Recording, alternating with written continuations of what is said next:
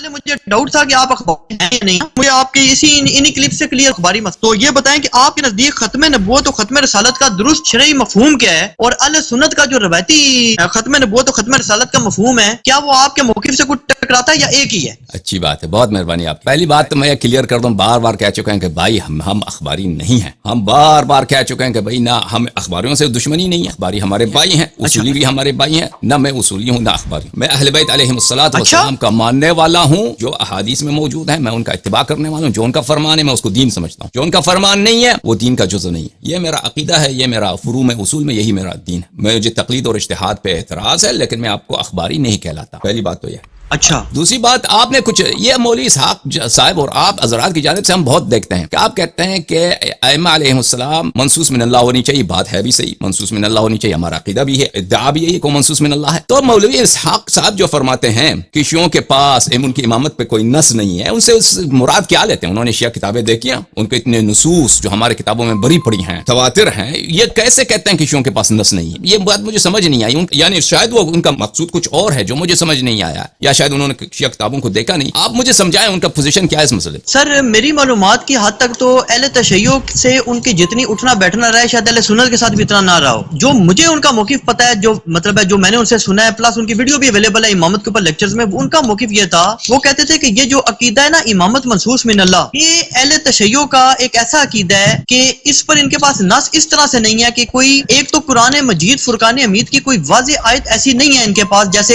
نبوت اور رسالت پر ہیں. اور انجینئر محمد علی مرزا جلمی صاحب سے آج بھی بلکہ گفتگو ہو رہی تھی، وہ بھی یہ کہہ رہے تھے کہ یار میرا تو یہ موقف ہے کہ اس میں نا اس قسم کی کوئی آیت اہل تشیع ہمارے بھائیوں کے پاس نہیں ہے کہ جو اس طرح ہونی چاہیے کہ جیسے نبوت اور رسالت کے بارے میں بالکل کلیئر ہے. بلکہ اس کی مثال انجینئر صاحب تو ایک اور بھی دیتے ہیں، وہ کہتے ہیں کہ اگر ایک جاہل مطلق شخص بھی اگر قرآن مجید فرقان حمید کو کھول لینا تو وہ یہ چیز کلیئرلی سمجھ سکتا ہے خود، بغیر کسی مفتی کے، عالم کے، محدث کے، آپ جیسے کسی مناظر کے سمجھانے کے کہ بھائی نبوت ایک چیز ہے، ایک رسالت چیز ہے، اور یہ نبی ہوتا ہے، ایک عہدہ ہے. لیکن وہ کہتے ہیں کہ جو یہ امامت منصوص من اللہ کا عقیدہ ہے نا، یہ نہیں سمجھ آتا ہے ایک عام شخص کو نا. اور ایک دوسری چیز، یہ ساق صاحب ایک دعویٰ کرتے تھے، یہ دعویٰ کرنے کی پوزیشن میں نہ میں ہوں نہ انجینئر محمد علی مرزا، کیونکہ ہم تو سچی بات ہے کہ اس معاملے میں جہل مطلق ہے. نہ صرف میں ہوں بلکہ انجینئر محمد علی مرزا صاحب کا بھی اس میں زیرو نالج ہے، صاف سی بات ہے. تو ساق صاحب نے البتہ کتابیں کھنگال دی تھی، پورے دفتر پڑھ لیے تھے جو ان کے شاگرد بھی بتاتے ہیں، جو وہ خود بھی بتاتے تھے. اور وہ کہتے تھے کہ میری معلومات کے مطابق، یعنی مفتی صاحب کی معلومات کے مطابق، اہل سنت تو چھوڑ دیں، اہل تشیع کی کوئی ایک صحیح سند روایت بھی ایسی نہیں ہے جس میں ائمہ اہل بیت علیہم السلام کے باقاعدہ نام یا ان کی امام منصوص من اللہ ہونے کا ذکر ہو. تو اس پہ میں نے بھی ان سے اعتراض کیا تھا کہ یہ بڑی عجیب سی آپ مفتی صاحب بات کر دیتے ہیں. آپ اگر یہ بات کر دینا کہ اہل سنت میں نہیں ہے تو پھر تو سمجھ آتی ہے. لیکن وہ کہتے تھے یار یہ بات میں نے زندگی گزر گئی، ابھی یہ وہ ایگزیکٹ ان کے الفاظ نہیں ہوں گے، اللہ تعالیٰ معاف فرمائے میں غلط کہہ رہا ہوں گا، لیکن اب ظاہر وقت گزر گیا ہے، لیکن اسی قسم کا مفہوم میں بیان کر رہا ہوں کہ وہ کیا کرتے تھے کہ مطلب ہے زندگی گزر گئی ہے، نہیں ہے ان کے پاس. پھر مجھے یاد پڑتا ہے کہ انٹرنیٹ پہ نا ایک بھائی ہوتے تھے نادر زویری، پتہ نہیں آپ کا ان سے رابطہ ہے یا نہیں، revivingalislam.com کے نام سے ان کی ویب سائٹ تھی، اور ان کی ویب سائٹ تھی revivingalislam.com نا. تو وہ اہل تشیع سے کچھ حد تک جسے آپ کہہ سکتے ہیں نا کہ کسی حد تک وہ اختلافات بھی رکھا کرتے تھے نا، یہ علم حدیث کے حوالے سے، یا جو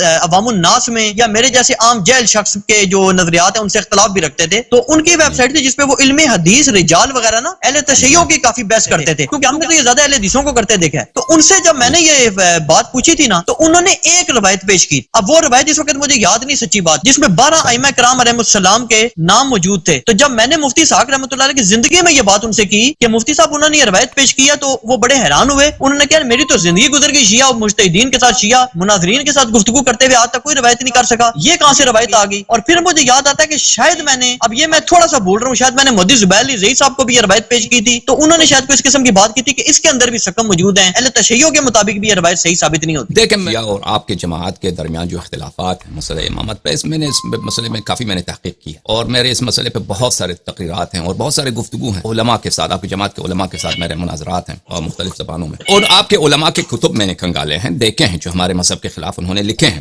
جیسے ابن تیمیہ صاحب کا کتاب ہے. لیکن یہ مجھے انوکھا بات کہ شیعوں کے پاس اس طرح کی حدیث نہیں ہے جو مسئلہ امامت پہ ہو، یہ صرف آپ کے گروپ کی سے سنائی دے. یعنی جو مشہور معروف جو لوگ ہیں جنہوں نے مذہب شیعہ پہ اعتراض کیا ہے، محدث دہلوی نے تحفہ اثنا عشریہ لکھا ہے، ابن تیمیہ نے منہاج السنہ لکھا ہے، اور اس طرح کے جو آج کے دور میں جو مختلف وہابی علماء ہیں شیعوں کے خلاف انہوں نے بہت ساری کتابیں لکھیں. ان میں وہ ادعا نہیں کرتے کیونکہ ان کو پتہ ہے کہ شیعوں کے پاس احادیث بہت زیادہ ہیں، اور نہ ہمیں یہ کبھی چیلنج ملا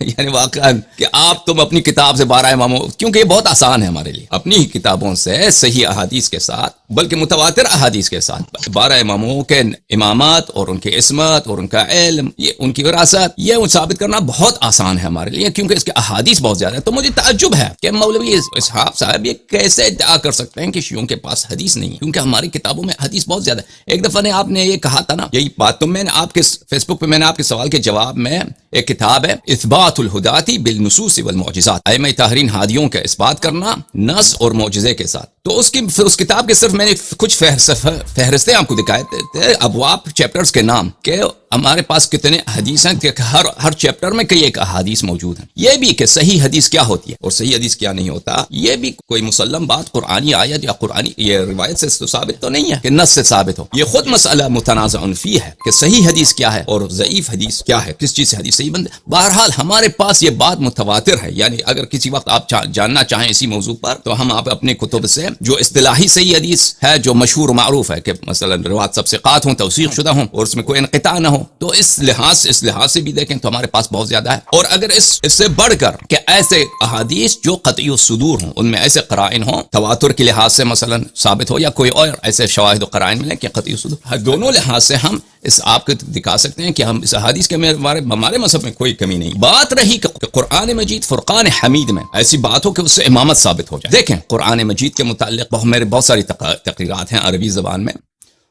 اور فارسی زبان میں، لیکن اردو زبان میں میری کوئی شاید تقریر نہیں ہے۔ مولوی اسحاق بھی صاحب اس بات کو شاید انہوں جانتے ہیں، اب مجھے نہیں معلوم، دنیا سے گئے، ان کو اس بات پہ توجہ رکھتے تھے، ان کے نوٹس میں طے نہیں تھا کہ یہ شخص کہ آپ مجھے قرآن سے کوئی آیت دکھائیں کہ جس میں 12 اماموں کے نام موجود ہوں۔ اس کے کئی ایک جواب ہیں۔ ایک جواب ہمارا یہ ہے، اپنے فرقے کے روح سے تم عدم نقصان قرآن پہلے ثابت کرو۔ آپ جو مولوی صاحب کا جو فرقہ ہے، آپ لوگ جو اپنے آپ کو اہل سنت و جماعت کہتے ہو، جو ابو بکر عمر عثمان اس کی خلافت پہ ہم سے اختلاف ہے، آپ اپنی مذہب کی روح سے پہلے قرآن کی عدم نقصان کے قرآن میں سے آیات نہیں کٹے گئے اس کو ثابت کریں، کیونکہ ہمارے پاس بے تحاشا بخاری مسلم اور دور جانے کی بات بھی نہیں ہے، جو آپ کے نزدیک اجماعی ہے اس کے روح سے ہم ثابت کریں گے آپ کے لیے کہ قرآن بہت ناقص ہے آپ کے مذہب کے روح سے۔ اور یہ بھی نہیں کہ گڑبڑ کر کے، یہ بھی نہیں کہ ہم یہ مثلا یہ خطابت کے ذریعے سے اور ایسے احادیث کا غلط ترجمہ کر کے، نہیں، واضح الفاظ جو آپ کے وہ جو معزز صحابہ ہیں، عمر ہیں، عائشہ ہیں، عثمان بن عفان ہیں، عبداللہ بن مسعود ہیں، ان کے کلمات کی روح سے ہم آپ کو دکھائیں گے قرآن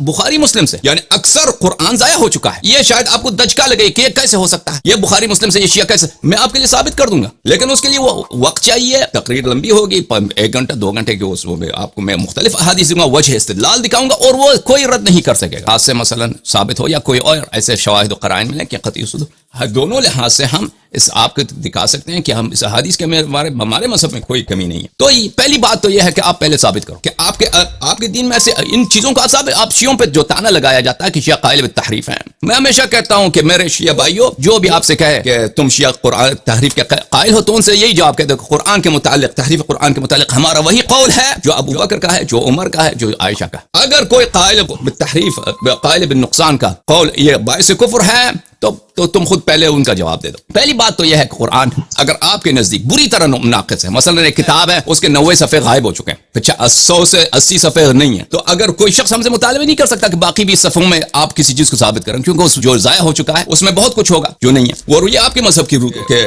موازین کے متعلق میں بات کروں۔ پہلی بات تو یہ۔ دوسری بات یہ ہے کہ اگر جب بھی کوئی شخص چاہے کہ ہم قرآن کی روح سے ثابت کریں امامت، تو ہم حاضر ہیں، لیکن اس کے لیے ہمیں تفصیل کی ضرورت ہے، وقت کی ضرورت ہے۔ اہل بیت طاہرین علیہم الصلوۃ والسلام کے وہ اوصاف قرآن مجید میں آئے ہیں۔ اسم اگر آتا، ہمارا موقف یہ ہے اگر اسم آتا تو اسم سے تو کچھ نہیں بنتا۔ دنیا میں مثلا جعفر تو بہت ہے، اگر قرآن میں ایسی ہوتی آیت کہ آپ کا چٹا امام جعفر ہے، امام جعفر صادق علیہ السلام کا نام ہے، تو خدا جانتا ہے مسلمان ہر ایک گھرانہ اپنے بچے کا نام جعفر رکھتا ہے، اس زمانے میں آج تک رکھتے، اور کتنے لوگ ادعا کرتے ہیں کہ یہ جعفر وہی جعفر ہے جس کا قرآن میں آیت موجود ہے کہ یہ آپ کا امام ہوگا۔ کسی نبی کریم صلی اللہ علیہ وسلم کی حدیث لا نبی بعدی، ایک شخص آیا اس نے کہا میرا نام لا ہے، لا نبی بعدی، اس نے کہا میرا نام لا ہے تاکہ وہ اپنی نبوت ثابت۔ اگر اس طرح نام سے اوصاف وہ قرآن مجید نے بتایا، انما یرید اللہ لیذھب عنکم الرجس اہل البیت ویطہرکم تطہیرا، ان آیات کی روح سے، آیے اولو الامر کی روح سے، آیے اعطاء خاتم، رکوع میں انہوں نے انگوٹھی دیا، اس کے روح سے ہم ثابت کریں گے کہ قرآن کی روح سے اہل بیت طاہرین علیہم الصلوۃ والسلام کی امامت ثابت ہے، لیکن اس کے لیے وقت کی ضرورت ہے۔ اگر کبھی آپ چاہیں تو ہم اس موضوع پہ تقریر